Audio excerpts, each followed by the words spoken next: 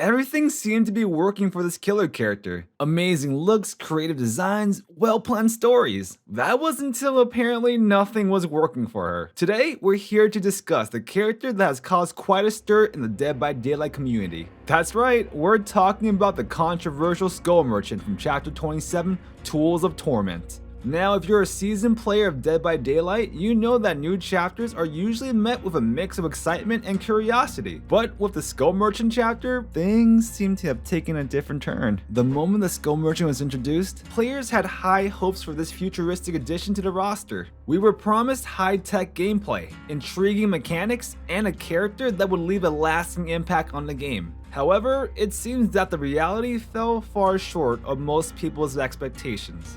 But amongst all this criticism, something crucial that many players seem to be glossing over is how intelligent and resilient Skull Merchant really is. So to understand her character in full, and provide it complete justice, we shall be doing a deep dive into not only her shortfalls, but also her super interesting storyline. Before we start, let me just say that it's not uncommon for a new character or chapter to have its critics. After all, different players have different playstyles, and what might be disappointing for some could be enjoyable for others. Especially following the previous killer chapter, The Knight, you would think the Skull Merchant would have a promising comeback. However, the reaction to the Skull Merchant chapter was, well, quite unanimous, and may have very struck the downfall of Dead by Daylight. Following Chapter 26's results was a dramatic decrease in players just a few months prior to Skull Merchant's release. The Skull Merchants also had a whopping 8.7% drop in the player base within just 1 month after she was released. Gamers from all corners of the Dead by Daylight community took to forums, social media, and gaming platforms to express their dissatisfaction to the game as a whole. Gameplay mechanics. One of the key aspects that contributed to the disappointment was the Skull Merchant's gameplay mechanics. In a game that's all about strategic chases and cat and mouse gameplay, many players felt that her chase mechanic was underwhelming. Instead of the high-tech futuristic experience we were promised, we got a character that felt lackluster in comparison to the other killers in the game. I mean, have you seen her, Mori?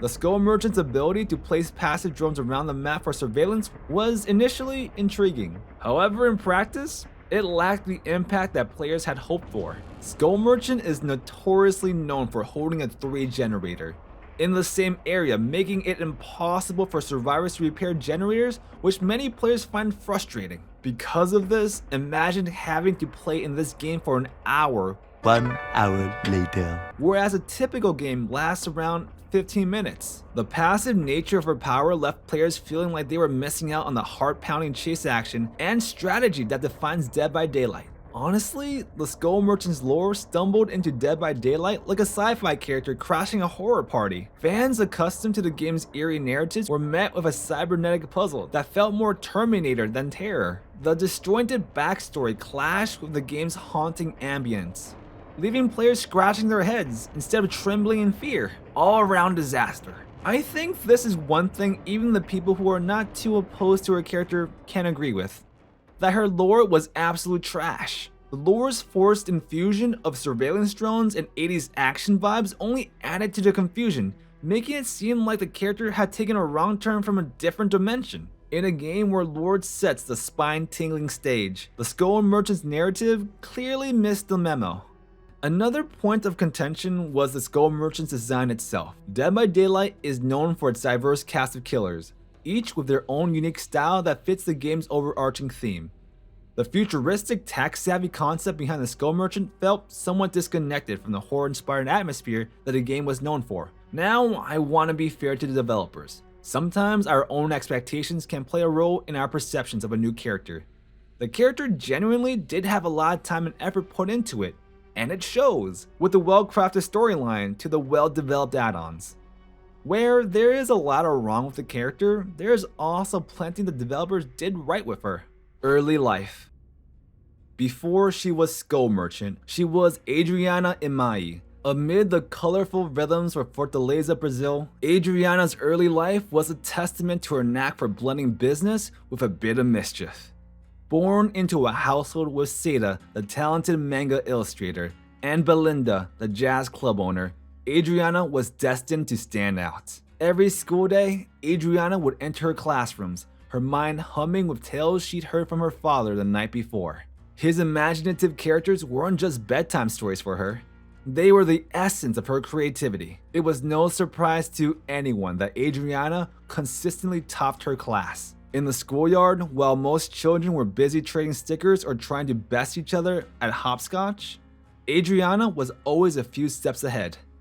Instead of simply playing games, she'd strategize, turning them into opportunities. Every tactic, every activity was a competition.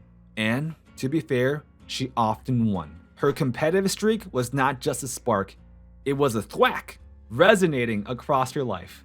Now, speaking of thwack, the Skull Merchant's first perk comes with a mighty bang. Break a wall or pallet, and survivors within 28, 30, 32 meters will scream in terror, revealing their auras for 4 seconds. Imagine the shock in their faces, like opening a surprise bill after a night out. Financial troubles. Her father's manga stories, particularly the vivid tales of Adi Valente, were something she held close to her heart. Yet, it wasn't all sunshine and manga tales for Adriana. Her obsessive drive to be the best sometimes cast her in a negative light. It wasn't uncommon for her to face disciplinary action for her occasionally overzealous nature during school games. As middle school progressed, the family's financial struggles began to weigh on Adriana. Despite her father's incredible talent, his manga series didn't provide the windfall they had hoped for. This placed an immense strain on the family, and Adriana could feel it. With the challenges at home and the pressure to remain at the top of her class, Adriana's school life was a delicate balancing act. However, Adriana still managed to be recruited by a private school. But money problems continued, and eventually her father's demand for higher royalties coincided with their publishing company's downfall. With the financial strain reaching its peak, Adriana's dreams were momentarily shattered. Forced to exit the academy, she watched as her top spot was taken over by another student. This event was a significant blow to her ego. For someone used to being at the pinnacle, this change was a tough pill to swallow. Adriana's obsession shifted from topping her class to learning everything about her academic rival. She meticulously gathered details about him, marking the first signs of her future as a skull merchant. But as her middle school chapter came to a close, a more significant challenge awaited her. Her beloved father, the beacon of her creative world, left her home, marking the end of her idyllic school days and the beginning of her transformation. The manga website. Her father leaving broke her. With him vanished the nightly tales of Adi Valente, the manga heroine she had grown up with. Yet even in the darkest times, Adriana's relentless spirit refused to dim. Adriana was never one to wallow in self-pity. Fueled by the need to support her mother and inspired by her parents' entrepreneurial spirits, she turned to the world she knew best, manga. Starting a website dedicated to the world of Brazilian manga was a stroke of genius. The site quickly gained traction, attracting fans from every corner of Brazil. Yet, true to her nature, Adriana saw a business opportunity in her passion project. When a lucrative offer came, she sold the website without a second thought. Adriana knew these earnings were still not enough to ensure a comfortable life for her and her mother. Sita's unfinished works, particularly the dark narrative of Sonhadores Sombrios, became a source of inspiration. Not for another venture in manga, but as a blueprint for her next business move, Adriana's business investments. Armed with her newfound wealth and insatiable drive to succeed, Adriana turned to the world of investment. She spent hours in libraries absorbing knowledge on economics, finance, and market dynamics. Her dedication bore fruit as she quickly tripled her initial wealth. Brazil's business circles soon buzzed with tales of the teenage prodigy who could turn lead into gold.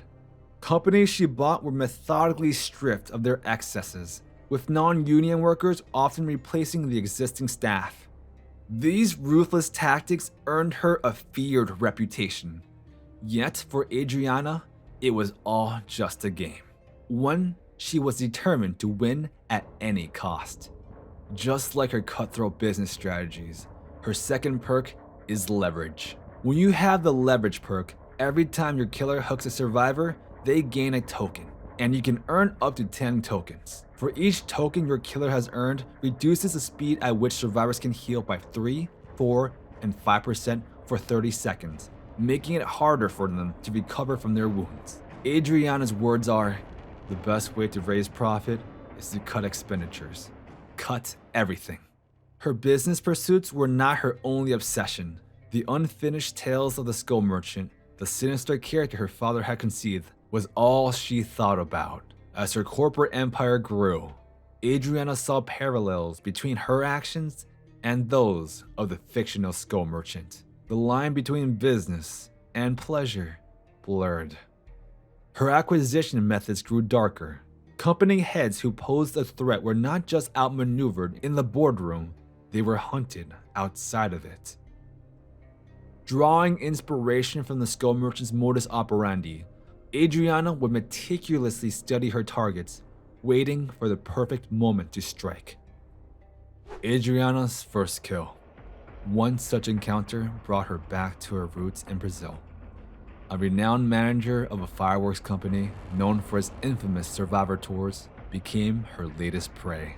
Using one of her pet projects, a drone prototype, she hunted him in an abandoned airship hangar. The chase lasted for hours, blending the real with the surreal, as the vibrant greens of the Brazilian foliage gave way to a thick fog. In this otherworldly setting, Adriana felt an adrenaline rush like never before. When two unexpected witnesses who stumble upon the chilling scene, terror evident in their eyes, the real-world Adriana and the fictional skull merchant became one. The hunt was on, and her last and probably my favorite perk of hers, game afoot. With this perk, while a killer is chasing down a survivor and they happen to be the obsession, this perk activates after damaging a generator, or whenever you destroy breakable walls and pallets. Your chosen killer receives a 5% haste status for 8, 9, 10 seconds. Whenever you hit a survivor with the most time in a chase with a basic attack, this target becomes the obsession.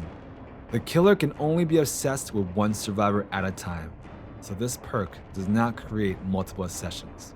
Now, survivors would hate to see this perk paired with Franker, the once bright girl from Fortaleza, who grew up on tales of heroes and heroines, had transformed. Now, she was the lead in her own dark story, one that was just beginning. So this was a fascinating tale of the skull merchant. Let me know down below what you think of her backstory, and what's your opinion on the character as a whole. I will see you next time with a new topic. Till then, let's pray for a better killer, my friends.